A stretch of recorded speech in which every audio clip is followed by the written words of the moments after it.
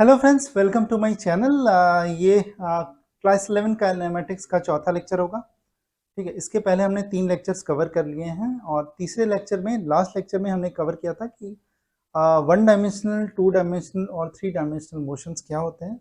And we had analyse this considering the concepts of coordinate system and position, right. ठीक है, तो अगर आपको इन कॉन्सेप्ट्स में कुछ प्रॉब्लम है, you want to clarify this concepts in a better way, तो आप हमारे ही चैनल पे क्लास 11 काइनेमेटिक्स का जो थर्ड लेक्चर है उसको आप जाकर विजिट कर सकते हैं। And that video will clarify this, will help you in clarifying these concepts. Okay, ठीक है, तो आगे बढ़ते हैं इस करंट लेक्चर में। तो इस फोर्थ लेक्चर में, काइनेमेटिक्स के फोर्थ लेक्चर में हम लोग रिलेटिव मोशन को और बेटर तरीके से समझेंगे। रिलेटिव मोशन के कॉन्सेप्ट को हमने फर्स्ट लेक्चर में समझा था।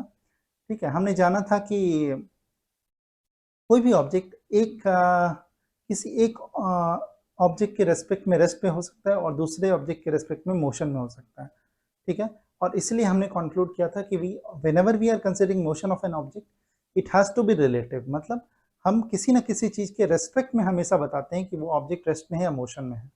ठीक है, ये चीज़ हमने वहाँ कंक्लूड की थी, but we did not go in that detail because उस समय हमने पोजीशन और कोऑर्डिनेट सिस्टम को कवर नहीं किया था।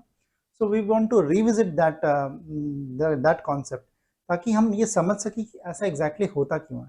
ठीक है, ऐसा क्यों होता है कि कोई भी एक ऑब्जेक्ट के रेस्पेक्ट में कोई चीज़ रेस्ट पे हो सकती है और दूसरे ऑब्जेक्ट के चीज में दूसरे ऑब्जेक्ट के रेस्पेक्ट में वही चीज़ मोशन में हो सकती है। ठीक है, ऐसा कैसे होता है? तो आइए हम एक एग्जांपल से इस चीज़ को और बेटर तरीके से समझते हैं और हम पोजीशन और कोऑर्डिनेट सिस्टम के कॉन्सेप्ट्स को ध्यान में रखते हुए इन चीज़ों को समझने की कोशिश करेंगे कि ऐसा एग्जैक्टली क्यों होता है। ठीक है, तो देखो, सपोज करो कि एक बड़ा सा ग्राउंड है।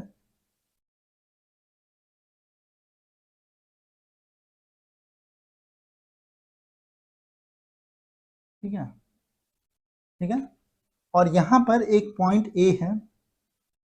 ठीक है, जहाँ पर एक बंदा खड़ा है,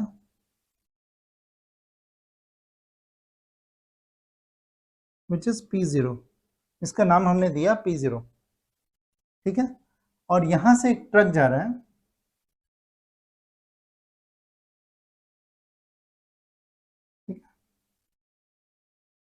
सपोज यहाँ से एक ट्रक जा रही है।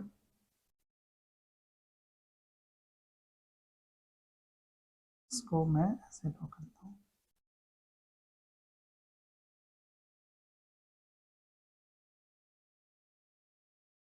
ठीक है, ये एक ट्रक है। ठीक है, और यहाँ पे इस ट्रक में 2 आदमी खड़े हैं। ठीक है, 2 आदमी खड़े हैं मान लो।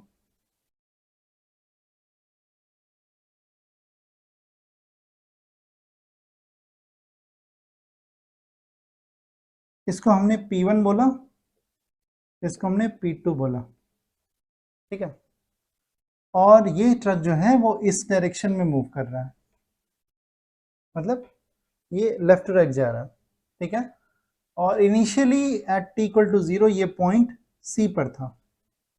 ठीक है, और थोड़ी देर बाद ये पॉइंट D पर आ गया।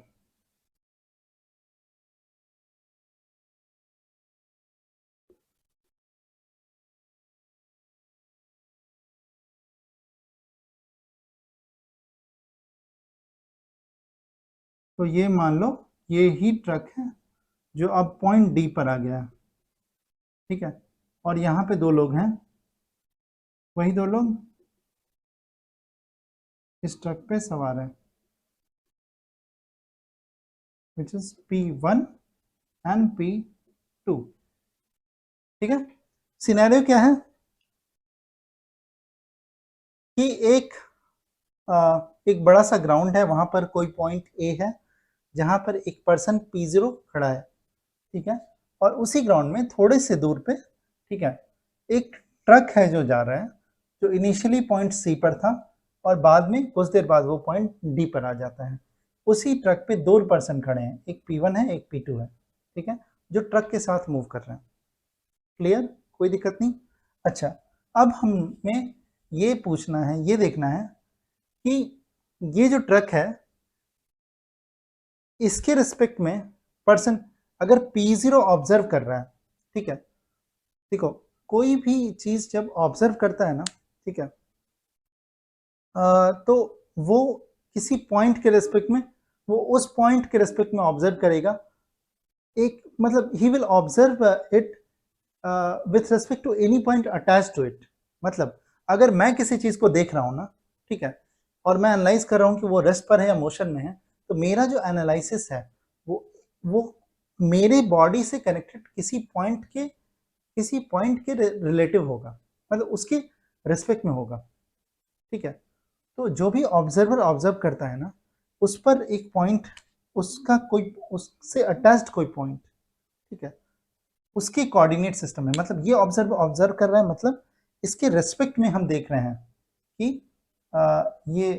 इसकी पोजीशन चेंज हो रही है कि नहीं हो रही है, ठीक है। मतलब इसकी पोजीशन, मतलब P0 इज ऑब्जर्विंग C, इसका मतलब है कि व्हाट P0 जो है ना, अपने रेस्पेक्ट में C की पोजीशन को डिटरमाइन कर रहा है। मतलब अपने P0 से कनेक्टेड कोई पॉइंट होगा जिसके रेस्पेक्ट में पॉइंट C की पोजीशन को डिटरमाइन किया जा रहा है। मतलब इट्स बेसिकली एक पॉइंट अगर यहाँ पे M है which is connected to this P0, तो basically what is the position of C with respect to M, ठीक है, यानी व्हाट इज जिस पॉइंट पे ट्रक है, ठीक है, उस पॉइंट का पोजीशन क्या है with respect to M, that will give you कि इसका ये जो ऑब्जर्वर है इसके लिए इसका पोजीशन क्या है, ठीक है। तो what is the position of C with respect to M कैसे निकालेंगे? हमने सेकंड लेक्चर में ये चीज कवर की थी कि जब भी कोई बोला जाता है कि what is the position of A with respect to B, तो बेसिकली वो ये बोलना चाह रहा है कि what is the position of A in the coordinate system of B, ठीक है। यहाँ पर जब हम ये पूछ रहे हैं कि what is the position of, हम यहाँ पे ये डिटरमाइन करना चाह रहे हैं कि ट्रक जो है वो इसके रिस्पेक्ट में रेस्ट पर है कि मोशन पे है, ठीक है। तो what is the position of C, ठीक है, विथ रिस्पेक्ट टू M, ठीक है। तो इसके लिए हम क्या करें, what is the position of C in the coordinate system of M, ठीक है। इसके लिए हम पॉइंट M का कोऑर्डिनेट सिस्टम निकालेंगे, ठीक है, ड्रॉ करेंगे, और उसमें देखेंगे कि C की पोजीशन क्या है, राइट। तो ये मान लो ये इसका कोऑर्डिनेट सिस्टम है, ये मान लो एक्स एक्सिस है, और ये हो जाएगा एक्स प्राइम, ये हो जाएगा वाई एक्सिस, और ये हो जाएगा वाई प्राइम, राइट। ये एक्स प्राइम एक्स होगा, ये इधर एक्स प्राइम होगा, वाई होगा, वाई प्राइम होगा, और Z perpendicular to the board, outside the board, perpendicular to the board, away from the board, and X Z हो जाएगा, और जेड प्राइम क्या होगा, perpendicular to the board, inside the board, ठीक है। तो ये इस M का कोऑर्डिनेट सिस्टम होगा, ठीक है, कोऑर्डिनेट सिस्टम, ठीक है, और coordinate system M along with the XYZ axis. और फ्रेम ऑफ रेफरेंस क्या होता है, इसमें हम एक क्लॉक ऐड करेंगे, मतलब हम टाइम जब कंसिडर करेंगे तो हमें क्लॉक चाहिए होगा। तो ये जो पांचों कंपोनेंट है, मतलब 3 एक्सेस, एक ऑरिजिन और क्लॉक, ये पांचों कंपोनेंट मिलके फ्रेम ऑफ रेफरेंस कहलाता है। और अगर हम 4 कोऑर्डिनेट की कंपोनेंट की बात करें, यानी 3 एक्सेस और ऑरिजिन, तो वो कहलाता है कोऑर्डिनेट सिस्टम। ये सब हमने सेकंड लेक्चर में अच्छे से कवर किया है, अगर आपको कोई डाउट हो तो उसको आप जाके देख सकते हैं, ठीक है। तो मैं बोल रहा था कि what is the position of C। देखो हमें अगर ये पूछना है, ये पूछ रहा हूं मैं इस P0 से कि ये वाला ट्रक जो है वो रेस्ट में है कि मोशन में है, तो मतलब क्या कि इसके इसके रिस्पेक्ट में अगर इसको लग रहा है कि इसकी पोजीशन चेंज हो रही है, तभी बोलेगा मोशन में है। अगर इसको लग रहा है कि इसकी पोजीशन चेंज नहीं हो रही है, ये बोलेगा रेस्ट में है। मतलब ये अपने से अटैच्ड किसी पॉइंट के रिस्पेक्ट में, ठीक है, उसकी कोऑर्डिनेट सिस्टम में इसकी पोजीशन चेक करेगा, ठीक है, दो अलग अलग टाइम पर, ठीक है। अगर उसको लगेगा कि पोजीशन चेंज हुई है तो ही विल से कि the object is in motion. अगर उसको लगेगा कि पोजीशन चेंज नहीं हुई है, he will say that the object is at rest, ठीक है। तो यहाँ पर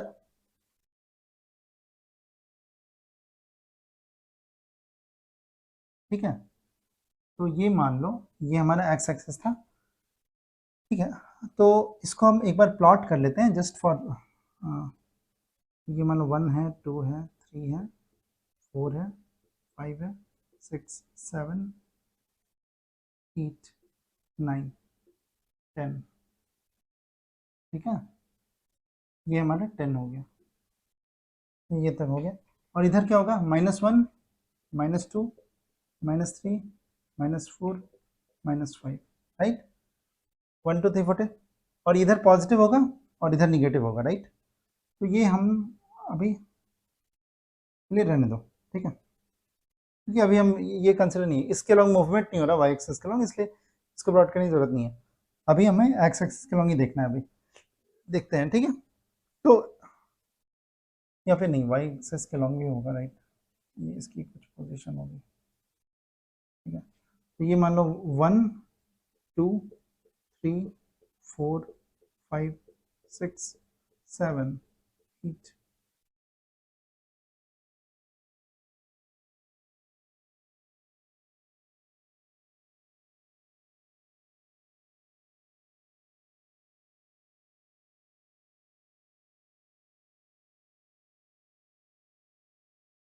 एट है, ये 9 है, इज नॉट वर्किंग, ये मान लो 9 है,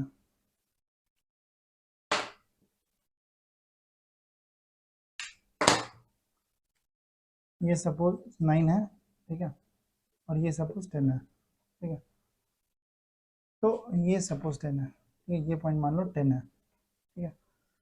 तो अब अगर C की पोजीशन अगर देखी जाए तो क्या है, C की पोजीशन ऑलमोस्ट 1 पे है,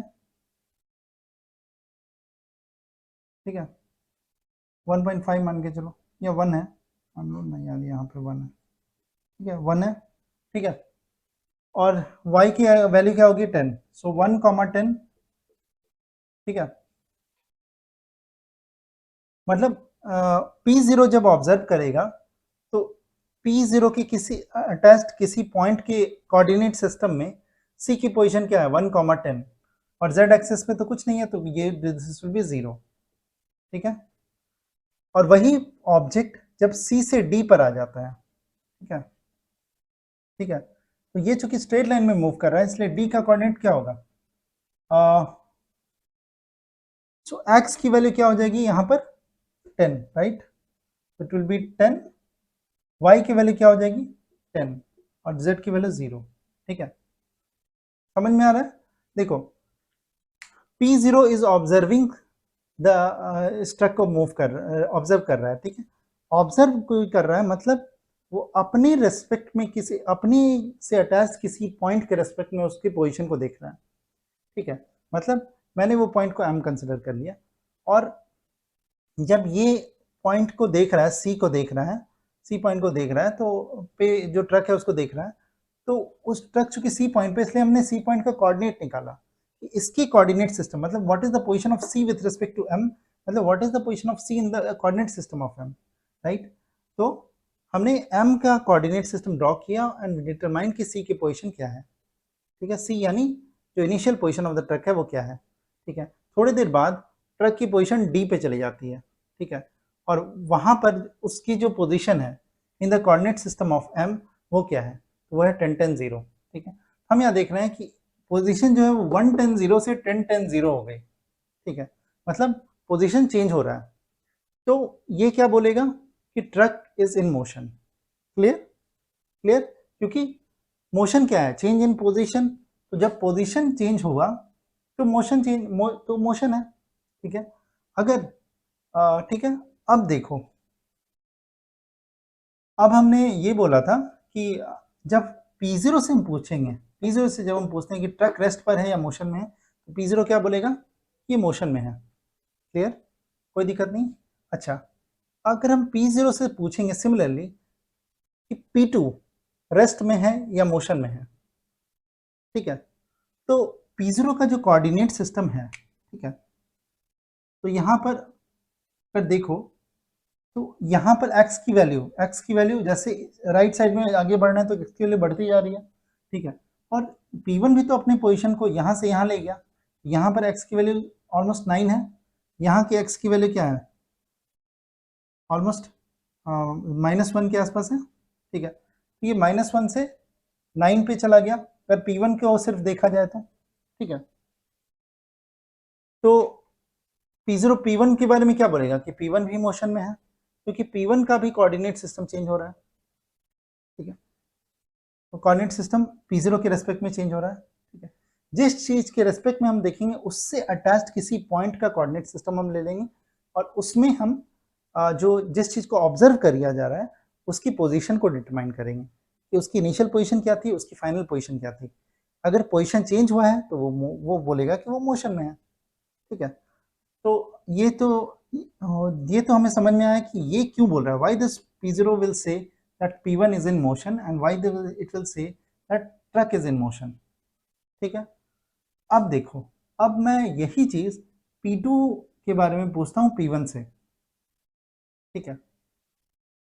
P0 को P2 के बारे में भी अगर पूछा जाएगा तो सेम केस है, क्योंकि P2 का भी जो x वैल्यू है वो इनिशियली 2 के अप्रॉक्स होगा, ये अप्रॉक्स 2 है, ठीक है। और ये बाद में ये चेंज होके ऑलमोस्ट 10 पे जा रहा है, 10 पे चला गया, ठीक है। तो P2 की जो x वैल्यू है वो 2 से 10 पे चली गई, ठीक है, ठीक है। तो P2 की भी पोजीशन चेंज हो रही है, तो P0 जब देखेगा P0 के से अटैच्ड एक पॉइंट के रेस्पेक्ट में P2 की भी पोजीशन चेंज हो रही है और P1 की भी पोजीशन चेंज हो रही है और ट्रक की भी पोजीशन चेंज हो रही है। तो जब भी इसे पूछा जाएगा ट्रक हो, P1 हो, P2 हो, तो ये क्या बोलेगा कि तीनों मोशन में है, क्योंकि इसके रेस्पेक्ट में तीनों की पोजीशन चेंज हो रही है, ठीक है। अब यही सवाल P2 के बारे में अगर P1 से हम पूछेंगे, ठीक है। अब इसको थोड़ा मैं क्लियर कर लेता हूँ,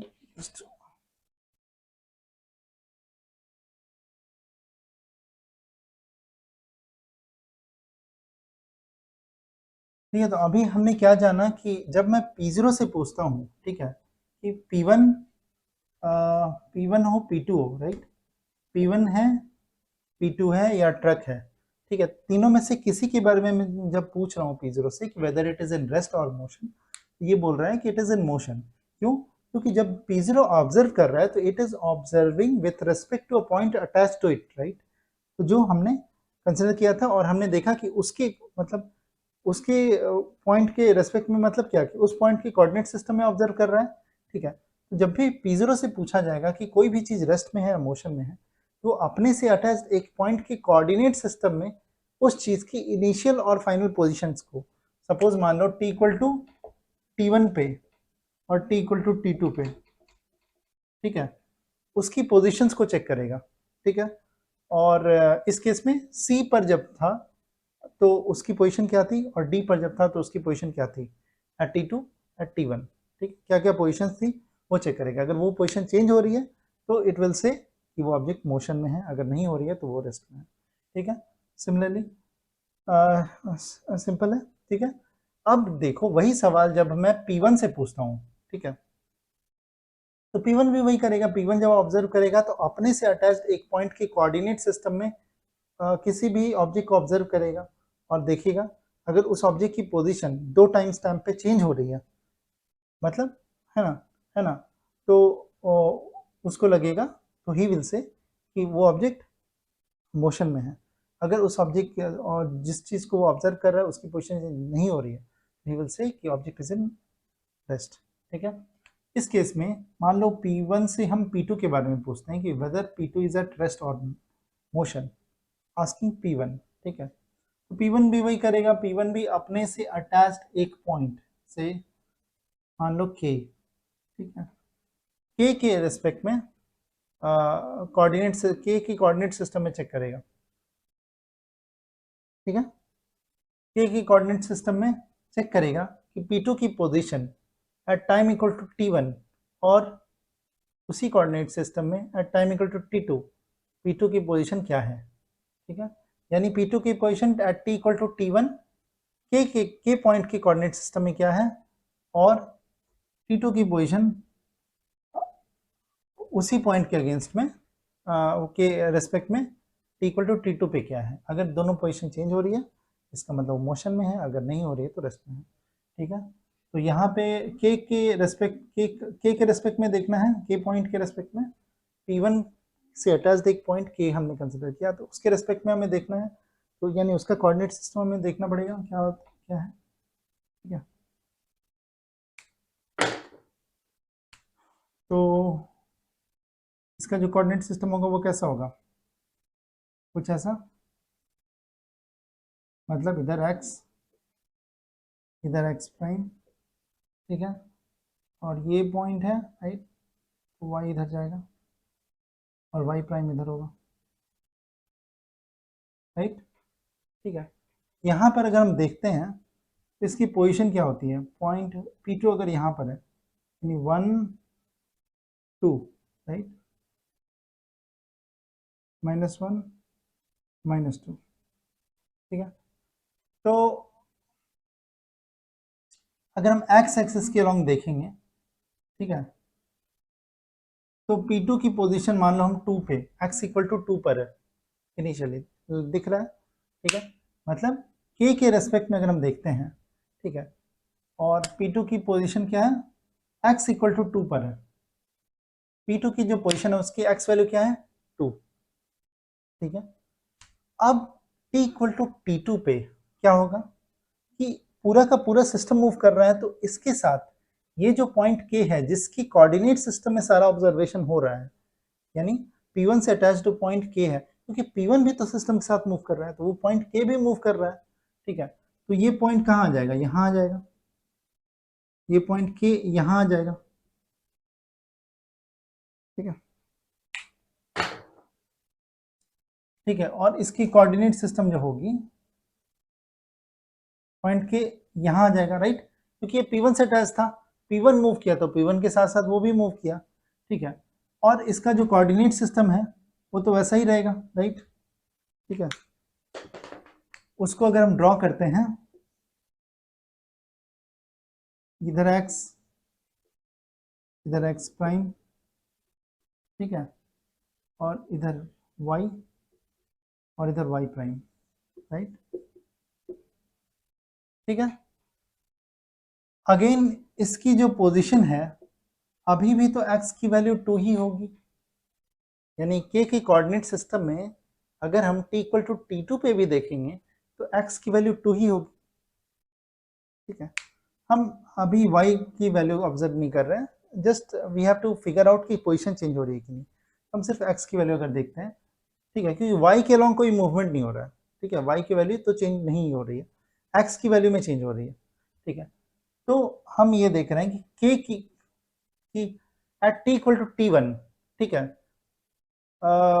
जब हम P1 से अटैच्ड एक पॉइंट k लेते हैं और उसकी कोऑर्डिनेट सिस्टम को देखते हैं, ठीक है, और उसमें P2 का पोजीशन देखते हैं, तो P2 is at x equal to 2 distance, ठीक है, यानी इसका coordinate value position is at x equal to 2, right. अगर t इक्वल टू T2 पे हम देखते हैं k का, ठीक है, चूंकि P1 और P2 के बीच में जो दूरी है वो चेंज नहीं हुई है, राइट, और पॉइंट k भी इसके साथ साथ मूव कर रहा है पूरे सिस्टम के साथ, ठीक है। तो t इक्वल टू T2 पे भी P1 और P2 की जो दूरी है उतनी ही रहेगी, राइट, और P1 से अटैच जो k पॉइंट है, ठीक है, जिसके रेस्पेक्ट में ये कोऑर्डिनेट सिस्टम, जिसके कोऑर्डिनेट सिस्टम में ये ऑब्जर्वेशन हो रहा है, ठीक है, क्योंकि हमने P1 से पूछा है कि P2 रेस्ट पर है कि नहीं, तो वो वाला वो भी मूव कर गया है P1 के साथ, और वो भी उतनी ही दूरी पर है P2 से जितना कि t इक्वल टू T1 पे था, ठीक है। तो हम ये देख रहे हैं कि t इक्वल टू T1 पे k की coordinate point k which is attach to P1, उसकी कोऑर्डिनेट सिस्टम में x की वैल्यू P2 की जो पोजीशन है is at x equal to 2, ठीक है, and t equal to T2 पे भी पॉइंट मतलब k के रेस्पेक्ट में, ठीक है, t इक्वल टू T2 पे भी k के रेस्पेक्ट में, है ना, k के कोऑर्डिनेट सिस्टम में P2 की जो पोजीशन है is again at x equal to 2, ठीक है। तो P1 जब देख रहा है t इक्वल टू T1 पे भी, तो P2 is at x equal to 2, और P1 जब देख रहा है t इक्वल टू T2 पे भी, तो भी वो देख रहा है कि P2 is at x equal to 2, ठीक है। तो पोजीशन उसके अकॉर्डिंग चेंज नहीं हो रही है, and that is the reason why P1 will say that P2 is at rest not in motion. ठीक है, हमने देखा कि क्यों कैसे P0 से जब पूछा जाता है तो ये जब अपने कोऑर्डिनेट सिस्टम में देखता है तो और ऑब्जर्व करता है तो बताता है कि P2 इज इन मोशन, और जब P1 से पूछा जाता है तो P1 अपने कोऑर्डिनेट सिस्टम में जब देखता है तो देखता है कि उसके कोऑर्डिनेट सिस्टम में उसकी वैल्यू चेंज नहीं हो रही है, पोजीशन की वैल्यू चेंज नहीं हो रही है P2 की, और दैट्स व्हाई ही सेज कि P2 इज एट रेस्ट। ठीक है, ओके, तो यही था जो कॉन्सेप्ट ऑफ रिलेटिविटी। ठीक है, जहाँ पर हमने देखा कि कैसे P2 P1 के रेस्पेक्ट में रेस्ट में है जबकि P2 P0 के रेस्पेक्ट में मोशन में है। ठीक है, तो आज के लिए इतना ही। ठीक है, आज हम सेशन को यहीं पे ख़त्म करते हैं। ठीक है, और अगले सेशन में हम लोग जैसे लास्ट सेशन में हमने क्या समझा था कि 1 डायमेंशनल 2 डायमेंशनल और 3 डायमेंशनल मोशंस को हमने जाना था, राइट। तो अगले सेशन से हम लोग सेक्शन वाइज, मतलब पहले अगले सेशन से हम 1 डायमेंशनल मोशन को और इलेबोरेटेड वे में समझेंगे। ठीक है, और पहले हम 1 डायमेंशनल कवर करेंगे, उसके बाद 2 डायमेंशनल और planar, and that way we will proceed. ठीक है, तो नेक्स्ट सेक्शन में हमारा 1 डायमेंशनल मोशन कवर होगा। तो तब तक मतलब आज का लेक्चर यहीं ख़त्म करते हैं। ठीक है, तब तक अपना सब लोग ध्यान रखना। ठीक है, और मिलते हैं नेक्स्ट लेक्चर में, तब तक के लिए जय हिंद।